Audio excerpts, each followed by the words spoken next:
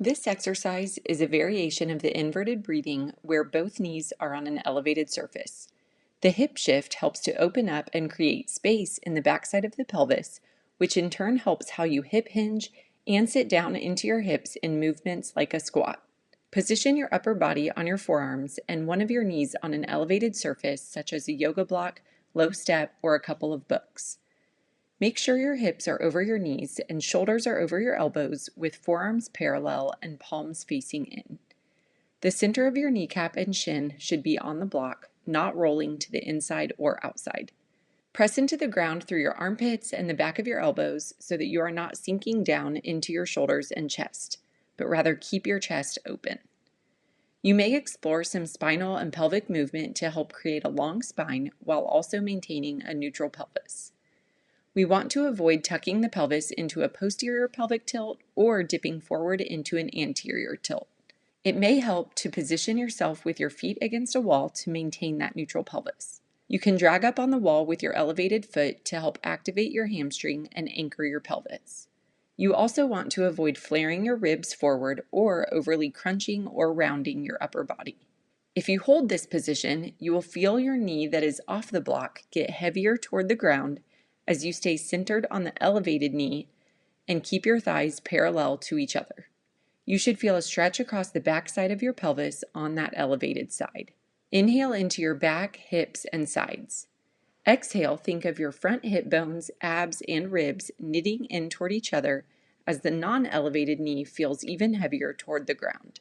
You can stay here for a few breaths, visualizing your pelvis melting over the elevated femur and the space on the back of your elevated pelvis opening up. I also like to make this a more dynamic exercise by raising and lowering the non-elevated leg as I've shown here.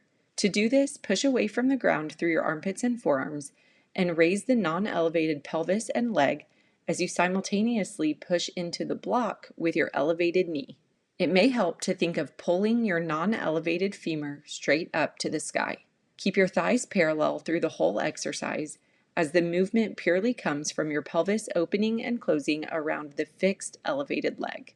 It may also help to gently squeeze a small item, like a water bottle, in between your thighs to activate your adductors as you slide your non-elevated leg up and down. Using this foam roller, as I've shown here, is the right motion, but it's too large and causes my thighs to no longer stay parallel.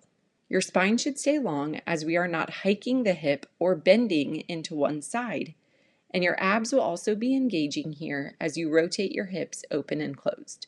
You may take a couple breaths in the raised position, thinking of drawing that hip up a little higher with each exhale, and similarly take a couple breaths in the lower position to help create even more space in the back of the elevated pelvis as your leg melts down. We don't want any pinching in the front or side of your hips throughout this exercise.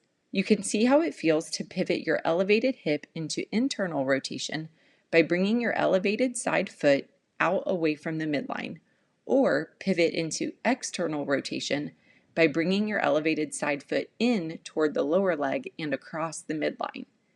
Always stay centered over the elevated knee. After working through several breaths with the inverted hip shifts, return to movements like squats where you've been trying to shift the femur back in the socket or open up the back of the hips and pelvis and see if things feel like they move a little more freely.